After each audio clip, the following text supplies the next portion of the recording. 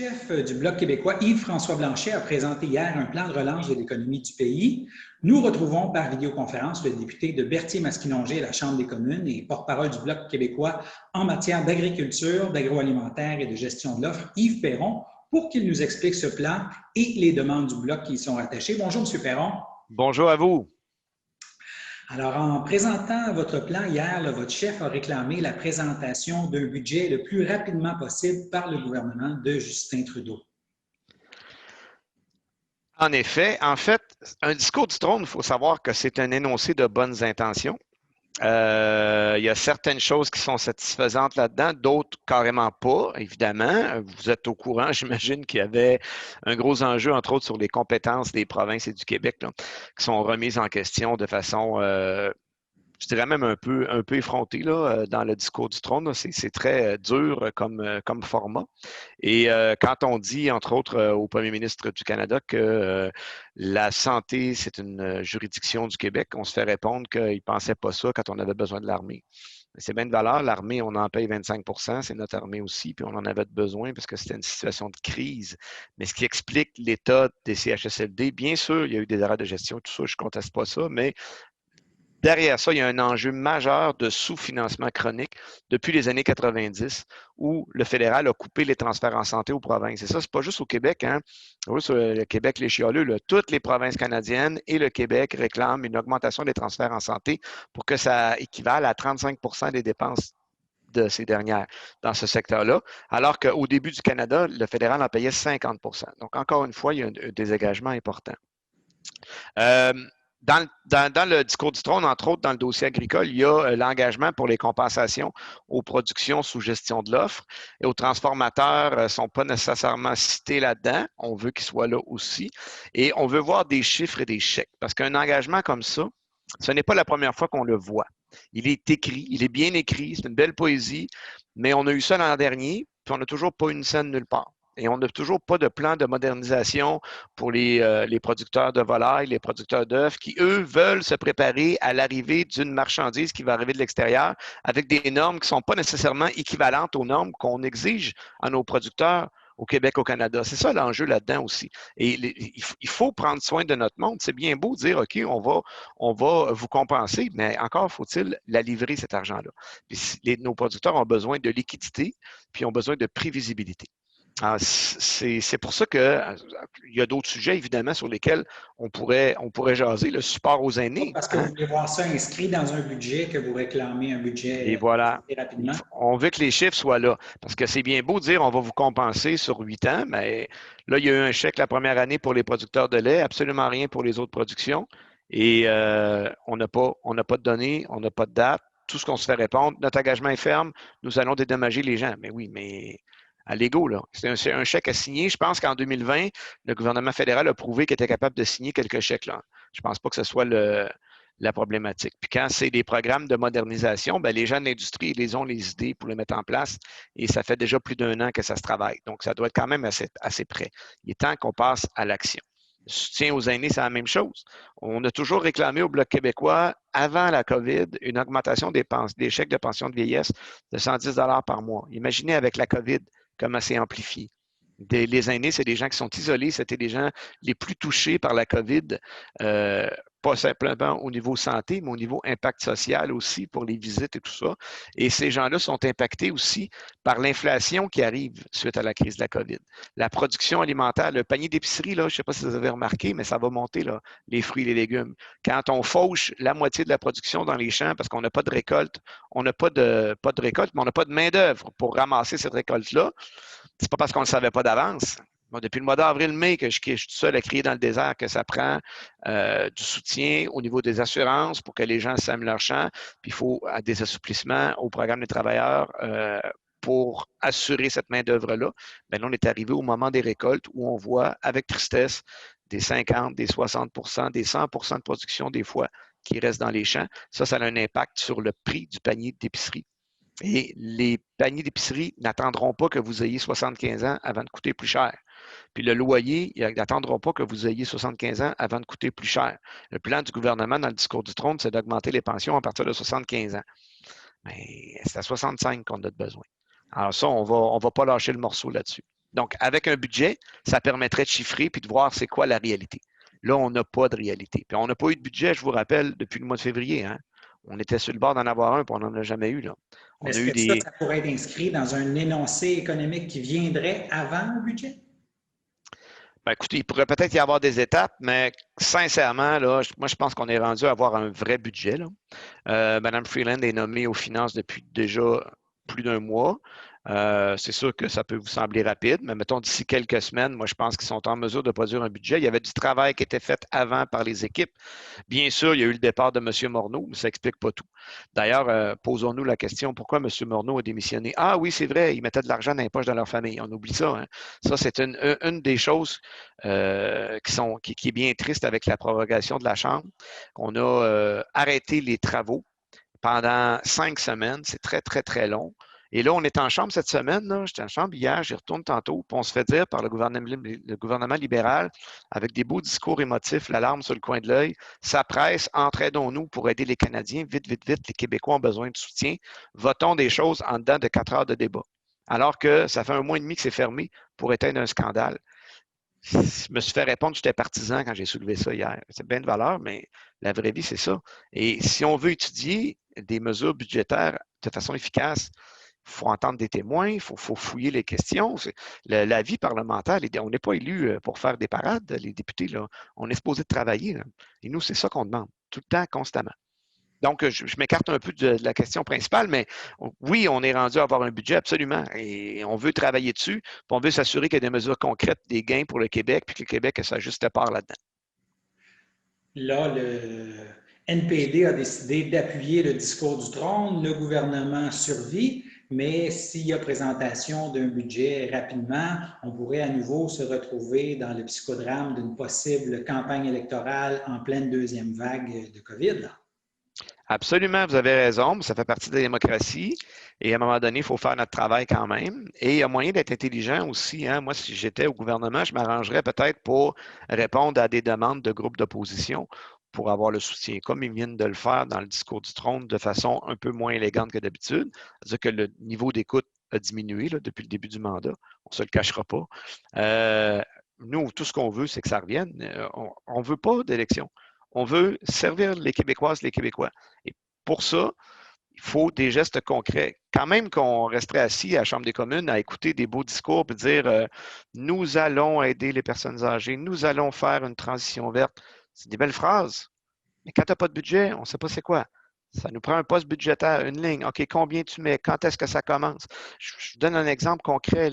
Un beau discours. Plantons 2 milliards d'arbres pour aider la planète. Bon, premièrement, ce n'est pas suffisant pour réduire les émissions de gaz à effet de serre, tout ça, mais on ne s'opposera pas à ça, évidemment. C'est bien. Sauf que comment on va planter les arbres? Où on va planter les arbres? Ça fait déjà plusieurs mois que c'est annoncé. 0 arbre de planter au moment où on se parle. Et on me dit sur le terrain que, exemple, des producteurs agricoles ne pourraient pas planter des bandes riveraines ou des lignes brise-vent avec ces arbres-là. Pourquoi? Plantons-les de façon intelligente. On a plusieurs grandes villes au Québec qui pourraient bénéficier d'une plantation d'arbres pour essayer de couper les îlots de chaleur. Mais il faut que ce soit écrit à quelque part. Il faut qu'on commence, il faut qu'on octroie une somme à ce poste-là. Il faut qu'on commence à agir. Tout ça, ça se fait avec un budget. Pour qu'est-ce qui est du plus court terme et de tenter de régler les dossiers prioritaires rapidement, il y a la fameuse transformation de la PCU. Vous aviez dit la dernière fois qu'on s'est parlé que vous étiez prêt à aider le gouvernement à procéder rapidement dans ce dossier. Ça va se régler là, dans les prochains jours? Absolument. Ça, le projet de loi C2 sur lequel on travaille présentement touche cet aspect-là. Nous, on demandait ça depuis le mois d'avril.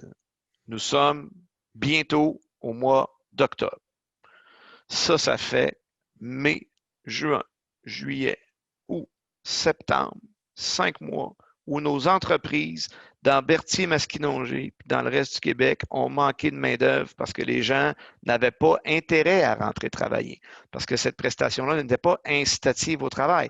Pas parce que les gens sont paresseux, parce que les gens font un calcul, puis sont rationnels dans leurs décisions. Même chose pour la prestation canadienne pour étudiants. Si vous saviez le nombre de personnes cet été que j'ai rencontrées ailleurs au Québec dans ton agricole, mais aussi dans Berthier-Masquinongé, qui se sont plaints de ça, des municipalités jusqu'aux petites PME, que ben, mon employé ne veut pas faire plus que 19 heures parce que sinon il va perdre son chèque. Ben lui, il m'a demandé de le payer au noir parce qu'il ne voulait pas perdre sa prestation. C'est ça que ça fait quand on a des mesures qui sont votées à la va-vite.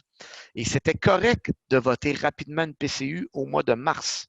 C'était correct, on était pour parce que ça pressait. On fermait le Québec au complet, les gens avaient besoin d'argent.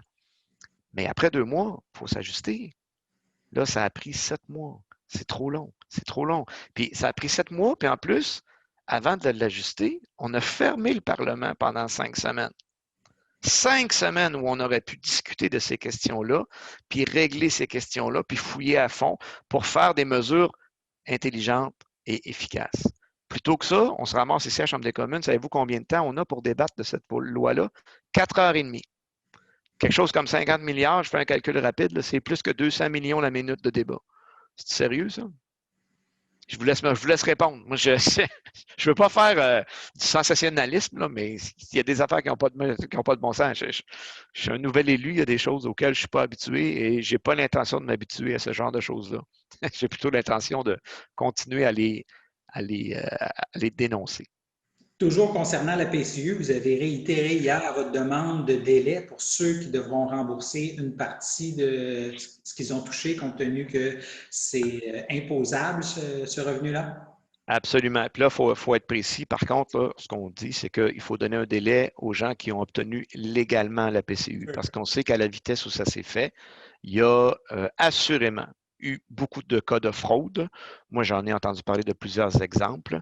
Donc, eux, pas de pitié, là. Vous devez de l'argent, vous allez la rembourser. On parle des gens ordinaires qui se sont retrouvés plus d'emploi du jour au lendemain, qui avaient besoin de cette somme-là pour payer le loyer, l'épicerie et qui ont probablement, dans la plupart des cas, dépensé la totalité de la somme et qui vont arriver au mois d'avril à la production du rapport d'impôt puis qui vont devoir payer de l'impôt. Habituellement, quand on travaille, il y a une déduction à la source qui fait que la surprise est moins grande au printemps. Là, il n'y avait pas de déduction à la source. Donc, c'était un 2 000 qui était obtenu, un chèque complet. Donc là, il faudra que les gens payent de l'impôt selon leur revenu annuel là-dessus. Fait qu'il risque d'avoir plusieurs mauvaises surprises et ce serait important. Puis c'est pas non plus pour continuer à pitcher de l'argent partout et être trop fin, c'est réaliste. Là. On risque d'être dans un début de reprise timide au mois d'avril. Il ne faudrait pas l'arrêter parce que là, tout d'un coup, tout le monde est pris à la gorge parce qu'il doit de l'argent à l'impôt. Je ne sais pas si vous avez déjà dû un solde à l'impôt. Ça m'est déjà arrivé d'avoir la mauvaise surprise, moi, qui finalement, ils ont décidé qu'il y avait une déduction auquel je n'avais pas droit. C'était correct. Mais quand ils vous réclament l'argent, il y a déjà de l'intérêt dessus. C'est le genre d'affaires-là qu'on ne veut pas là. C'est pas le temps de faire ça. Là. Donnons une pause aux gens. Nous, on a suggéré une période de 8 mois pendant laquelle les gens pourraient prendre des ententes de paiement sans intérêt pour rembourser cette somme-là. Revenons justement à votre plan de relance de l'économie. Vous proposez la création de fonds régionaux de développement, de relance et de diversification. Comment ça serait organisé concrètement? Mais en fait, c'est de mettre l'argent dans les régions. Hein? Souvent, surtout depuis que je suis un élu fédéral, vous savez, c'est le plus haut palier de gouvernement, donc c'est celui qui est le plus éloigné du vrai monde. On constate que souvent les programmes sont peu ou mal adaptés. J'ai encore des entreprises dans Berthier-Masquinongé qui n'ont pas accès à la subvention salariale. Ça n'a pas de bon sens. Des entreprises qui en ont besoin. Puis des fois, c'est des cas extrêmes. Il y a eu des inondations en 2019. L'entreprise n'a pas fonctionné parce qu'elle était en bord de fleuve. Puis là, cette année, on lui refuse le droit de se référer sur les montants gagnés en 2018 pour assurer, pour démontrer sa perte financière, pour avoir le droit à la subvention salariale. Tu sais, des fois, il faut ajuster. C'est beaucoup plus facile d'avoir des programmes qui sont adaptés à la réalité s'ils partent des régions. Donc, que ça soit géré régionalement, donc décentraliser des fonds transférés à Québec, des fonds transférés dans les régions pour parce qu'il n'y aura pas de recette unique non plus. Hein. Si je m'en vais au Saguenay-Lac-Saint-Jean, peut-être que ce sera un fonds pour la deuxième, troisième transformation d'aluminium. Si je m'en viens dans Berthier-Masquinongé, où on est plus agricole, ce sera peut-être de l'agroalimentaire de transformation. Ça pourrait être autre chose, mais c'est les gens du milieu qui le savent. Et les gens, ils sont capables de mettre les sous à la bonne place. On fait confiance aux gens des régions, évidemment. Et qu'est-ce qu'il y aurait aussi là, dans ce plan de relance, justement, pour le comté de Berthier-Masquinongé? Ben, en fait, il y a la question de l'Internet haute vitesse qui a été soulevée beaucoup, beaucoup, beaucoup pendant le, j'ai quasiment le goût de vous parler ce matin d'un premier confinement parce qu'on a l'impression qu'on s'en va vers un autre qui sera peut-être moins intense, mais les besoins en Internet ne diminueront pas demain matin. Et ça a exacerbé la situation inacceptable qu'en 2020, moi j'ai un paquet de citoyens dans Berthier-Masquinongé qui n'ont pas un accès à Internet décent, qui ne sont pas capables de faire leur travail de la maison, qui ne sont pas capables d'assurer une éducation à leurs enfants quand ils sont retirés des classes parce que le lien n'est pas suffisant pour suivre les cours, ça n'a pas de maudit bon sens. Et Berthier-Masquinongé étant immense, il y a un paquet de réalités différentes. Il n'y a pas de solution unique là non plus. Si je vous parle de Pointe-du-Lac, qui est dans un secteur urbain, qui n'est pas couvert par personne pareil, par opposition à la MRC de Masquinongé, qui là, il y a des améliorations avec Masquicom depuis qu'on a instauré les comités paritaires avec les grands câbleaux distributeurs. Les demandes de permis débloquent, semble-t-il, plus rapidement. On a des secteurs où ça débloque. On est bien content de ça. Je peux aller dans d'autres où là, la formule est différente. La MRC a choisi d'être propriétaire de la fibre sans créer d'entreprise, où là aussi le déploiement se déroule, je crois, quand même assez bien suite à mes discussions avec le préfet. Et de la partie Matawini. Donc, où est-ce que là, c'est un peu le modèle Masquicom. Là, il y a une entreprise qui s'appelle Connexion Matawini. Et je crois que là aussi, les relations s'améliorent, puis le développement s'améliore. Mais le fédéral a parlé de créer son propre programme avec un échéancier 2030. Nous, on répond non à ça. Là. On est en 2020. Là. On n'attendra pas 10 ans. Alors, si vous avez de l'argent à mettre, on en a de l'argent à mettre parce que la moitié de notre portefeuille est à Ottawa et ce n'est pas la moitié des responsabilités qui sont à Ottawa. C'est pour ça que nous, on pense qu'on devrait être indépendant. Hein? Je vous le plug une fois de temps en temps, mais c'est une belle occasion de le dire. Mais l'argent devrait être mis dans le programme de Québec qui, lui, a un échéancier 2022-2023. Et là, c'est encore dans 3 ans, ça, 2023, c'est loin. Là. Donc, il faut accélérer ça, faciliter ça. Les gens ont besoin d'être connectés. Ça, c'est un gros, gros, gros enjeu. Évidemment, toujours dans Berthier-Masquinongé, on a beaucoup de personnes âgées. Hein? Donc, si on arrive à faire augmenter les pensions de vieillesse, déjà, on améliore des choses. Si on arrive à faire augmenter les transferts en santé de façon inconditionnelle pour que ça atteigne 35 des coûts de santé du Québec. Ça aussi, ça va améliorer le quotidien des gens. Il y a beaucoup de choses qui peuvent se faire. La prolongation de la subvention salariale pour continuer d'aider les entreprises dans Berthier-Masquinongé. Vous savez, les gens du terrain, là, les entrepreneurs, moi, c'est ça que j'adore quand je rencontre des entrepreneurs, c'est de voir leur fougue, puis leur volonté, puis leur imagination. Les gens se sont retournés de bord. On a des exemples magnifiques de gens qui se sont mis à fabriquer des masques, fabriquer des visières, d'autres qui ont transformé leur mode de production, permettant une distanciation, qui ont inventé des systèmes de livraison à domicile. Je lève mon chapeau à tous ces gens-là, mais ils ont besoin encore d'aide importante. Plusieurs ont réclamé là, une relance verte. Je sais que dans la présentation de M. Blanchet, il a fait allusion à ça, mais comment est-ce que votre plan est une relance verte? Est-ce que vous allez, par exemple, baliser l'argent que le gouvernement fédéral pourrait mettre dans les hydrocarbures, dans le secteur pétrolier? Est-ce que vous allez subventionner les technologies vertes? Comment ça va fonctionner? Absolument. Donc, dans le fond, il y a beaucoup d'éléments de réponse dans votre question. Oui, les gens de l'Ouest du Canada, vous savez, on est des indépendantistes, on est des gens intelligents, puis on sait qu'on est dans le Parlement fédéral aussi, puis on est raisonnable. Hein? La plupart du temps, on est très raisonnable et on sait que les gens de l'Ouest ont besoin d'aide. Mais cette aide-là ne doit pas être de subventionner la poursuite de cette industrie pétrolière de laquelle tous les grands groupes financiers se retirent mois après mois. Si on regarde les statistiques, les groupes de financement, les gens se retirent de ça parce que les gens savent que cette période-là, c'est terminé. et que les sites ont besoin d'être restaurés. Donc, ça, il y a des sommes peut-être qui peuvent être mises là et penser peut-être à une transition d'industriels dans ce coin-là. Et pour le Québec, évidemment, nous, on a le privilège d'avoir Hydro-Québec, d'être super bien positionné en transport électrique, et ainsi de suite. On veut avoir notre juste part des investissements. Et il y a des belles paroles dans le discours du trône là-dessus, au niveau du transport électrique, entre autres, la construction de batteries, et ainsi de suite. Moi, je pense que c'est des belles idées. Encore une fois, c'est bien d'énoncer des principes dans un discours du trône, mais encore faut-il voir les actions concrètes. Puis ça va être dans un budget qu'on va le voir. Mais c'est important d'y penser.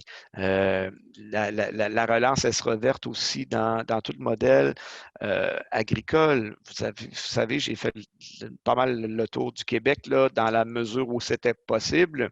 Il y a quelques régions où je n'ai pas pu me rendre, là, tout dépendant du moment où c'était prévu, mais généralement, on a été très prudents. On a quand même réussi à faire nos rencontres. Et ce qu'on a vu, c'est des problématiques, entre autres au niveau de l'abattage partout au Québec et même chez nous. Hein, quand Olimel à Yamachiche a dû fermer ses portes, on s'est rendu compte que nos capacités d'abattage sont très centralisées et que la chaîne de distribution alimentaire se déstabilise rapidement. Donc, est-ce qu'il n'y a pas un ajustement où on pourrait faire là? Moi, j'ai vu, entre autres, sur la Rive-Sud, dans la région de la Montérégie, des gens qui ont un beau projet d'abattoir local de plus petite taille, qui aurait la certification fédérale, qui pourrait être adaptable dans le temps, qui pourrait se répartir, se reproduire ce modèle-là ailleurs dans le Québec. Ça peut être des pistes intéressantes, mais il faut être conscient qu'il n'y aura pas une solution unique. C'est pour ça que c'est important de faire le tour des régions du Québec pour avoir un portrait global parce que la réalité d'Abitibi-Témiscamingue n'est pas celle de Berthier-Masquinongé, ne serait-ce qu'au niveau du climat. Mais tu sais, au niveau de l'ensoleillement, ils ont plus de soleil. Ils ont des belles terres agricoles quand même, donc tu es capable de produire du foin. Puis eux, ils ont vendu du foin dans le reste du Québec cette année. Donc, il faut être intelligent et tirer le potentiel de chacune de nos régions et essayer d'avoir quelque chose de plus local. Est-ce que c'est normal que les vaches de réforme, là, des vaches laitières qui produisent plus de lait, s'en aillent se faire abattre en Pennsylvanie? Quand on parle de réchauffement climatique, quand on parle de bien-être animal pour le transport, il y a des incongruités là-dedans. Là. Il faut rapprocher la chaîne d'alimentation du consommateur. Puis on a une belle vague hein, d'achat local. Il y a eu une belle sensibilisation pendant la crise de la COVID qui dure encore sur l'importance d'acheter localement. Les gens, à un moment donné, ont eu peur de ne pas avoir assez de nourriture, puis ils se sont dit, ben tiens, mon deuxième voisin fait du lait, je vais aller acheter le sien. Et il se fait du sanglier à côté de chez nous, je vais aller le chercher là, et ainsi de suite. Et ça, c'est un mouvement qu'on se doit, comme politiciens, de maintenir vivant. Vous savez, je vous ai probablement déjà dit ma phrase que je répète souvent, mais en toute mauvaise chose, il y a du bon. Dans la crise de la COVID, ça aura permis de faire ça, d'avoir une sensibilité sur l'achat local, sur le transport international. Moi, dans notre plateforme, on parle de renforcer l'étiquetage de certains produits. Ce n'est pas pour augmenter les contraintes de nos producteurs locaux, mais c'est peut-être pour mettre plus en évidence aux consommateurs que, regarde, la tomate que tu t'apprêtes à acheter, là, qui te coûte 15 cents de moins cher, elle vient du Mexique. Parce que des fois, ce n'est pas écrit gros. Ça peut être juste la taille, ça peut être n'importe quoi. C'est un exemple comme ça que je vous lance, mais Mais en même temps, celle à côté, là, 15 cents de plus, mais elle vient d'à côté de chez vous. Puis si tu achètes celle-là, ben, le producteur va être encore là l'an prochain. Puis ça t'assure une sécurité alimentaire. Puis là, notre impact environnemental en sera d'autant réduit aussi si on transporte moins de marchandises. Allez-y. justement, relance verte en agriculture, est-ce que ça ne veut pas dire aussi réduction de l'utilisation des pesticides, moins de monoculture, plus de diversification dans les champs? Il faut l'encourager pour que ça se passe. Puis il faut vivre dans le monde dans lequel on se trouve aussi. Hein. Moi, je suis tout à fait d'accord avec les idées que vous venez de formuler, mais on n'éliminera pas demain toutes les monocultures de l'Ouest canadien. Non. Ça n'arrivera pas là. On peut graduellement inciter ces entreprises-là à se diversifier, à faire des rotations de culture pour aider la richesse du sol, mais encore faut-il leur donner des conditions pour le faire. J'étais à Saint-Barthélemy il y a quelques semaines, là, visiter des terres agricoles avec des producteurs. Puis c'est quand on est sur le terrain, quand je vous dis c'est pertinent d'aller voir le monde, c'est un maudit bon exemple. Tu as les pieds dans la boîte, là, puis le producteur, il monte la ligne sur le bord de la rivière, puis il dit, regarde, tout ça, là, je récoltais ça il y a quelques années. Maintenant, je n'ai plus le droit. Il faut que je laisse tant de mètres, puis c'est correct. C'est pas que c'est pas correct, là. Mais c'est une perte nette pour les producteurs. si on fait des choix de société, est-ce qu'on ne pourrait pas les assumer en société? Donc, aider à faire le reboisement, soutenir financièrement. Il y a toute une question de tout ce modèle-là. D'ailleurs, on travaillait là-dessus en comité avant la prorogation de la Chambre, mais tout ce modèle-là d'occupation du territoire, de protection de l'environnement, plutôt que d'attendre que les gens qui occupent notre territoire et qui le dynamisent, puis qui font vivre nos villes puis nos régions aient des pertes, puis d'essayer de les compenser des fois 1 an plus tard quand ils sont déjà en faillite, si on essayait de les soutenir en amont. On peut-tu penser à ça? Je sais que c'est un peu révolutionnaire ce que je vous nomme là, mais une crise comme ça, comme celle-là doit servir à ça. Remettre en question les modèles Mais qui remettre sont en en place. question le modèle, est-ce que c'est pas aussi justement réduire l'utilisation des pesticides? Bien, Puis, bien sûr. plus ça va, plus on se rend compte que l'utilisation des pesticides est problématique non seulement au niveau de l'environnement, mais de plus en plus, on se rend compte aussi au niveau de la santé des agriculteurs.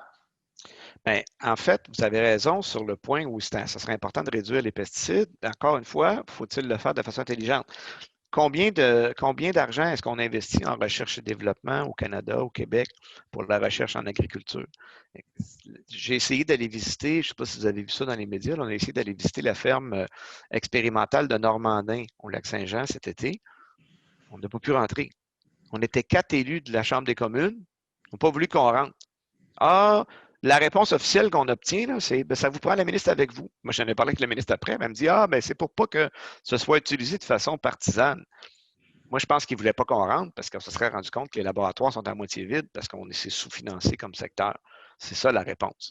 Et quand on me dit après ça, oui, mais il faut réduire les pesticides. Oui, mais soyons brillants, puis trouvons des solutions avant. Je ne peux pas arriver demain matin avec un règlement pour dire ce produit-là maintenant est interdit si je n'ai pas une alternative. Il faut que j'arrive avec quelque chose. Puis, je ne suis pas en train de vous contredire, puis on est d'accord sur le fond. Là. Je suis très environnementaliste. Il faut faire le virage, il faut le faire rapidement, mais il faut être intelligent. Puis la clé du succès, c'est beaucoup la recherche et le développement. Puis au Québec, on a une richesse intellectuelle, un potentiel de création qui est incroyable, mais il faut investir davantage là-dedans. Ça, c'est une des clés. Mais oui, vous avez raison sur la question de fond. Il faut s'apprêter à réduire ça, effectivement. D'autres choses que vous voulez rajouter concernant le plan de relance avant qu'on passe à un autre sujet? Non, ça va. Mais nous, on a demandé un budget parce qu'on en a parlé longtemps. Hein. On veut du concret. Les engagements, c'est beau, mais on veut que ça se réalise.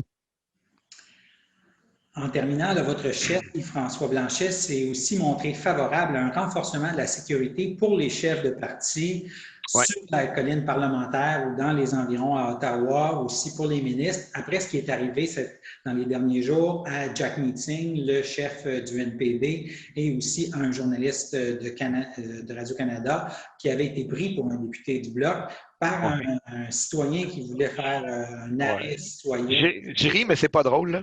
Oui. Mais ça pose des questions très sérieuses là, sur la sécurité là, des parlementaires à Ottawa. Là. Absolument. Ce qui me fait rire, c'est la méprise que le monsieur a fait, parce que le gars, il ressemble pas bien à Mario Beaulieu, là. Mais bon. Écoutez, oui, ça nous questionne énormément. On s'est tous demandé, moi, cette altercation-là avec le journaliste, c'est tout près de mon bureau. Là. Je passe là tous les jours. Là. Fait que je me suis effectivement posé la question, OK, moi, j'aurais fait quoi? Jacques Metzing fait des arts martiaux, moi moins un peu. T'sais. Alors, effectivement, je pense qu'il y a une problématique là, mais quand des gens posent des gestes comme ça, ce monsieur-là, ce n'est pas la première fois. Il avait essayé de le faire, paraît-il, avec M. Trudeau dans le passé. Là, avec le journaliste de Radio-Canada, maintenant avec M. Singh, je pense que la première étape, c'est que ça mérite une arrestation, là, puis une menace à la sécurité publique. Là. Mais au-delà de ça, il y a quand même un paradoxe assez phénoménal entre les élus de Québec et ceux d'Ottawa. Moi, je rencontre ma collègue dans le comté, particulièrement Caroline Proulx, qui est ministre, donc un garde du corps. Puis c'est correct, parce que pour exercer nos fonctions sans avoir peur d'être réprimé je pense que c'est quelque chose que l'État doit assumer. Et ici, au fédéral, ça n'existe à peu près pas. Donc, je suis en accord avec mon chef là-dessus. Je pense qu'il est temps de revoir cette question-là, là, sans virer fou et nous fournir une armée, là, mais je pense que minimalement, les chefs, en tout cas, pourraient avoir un certain encadrement.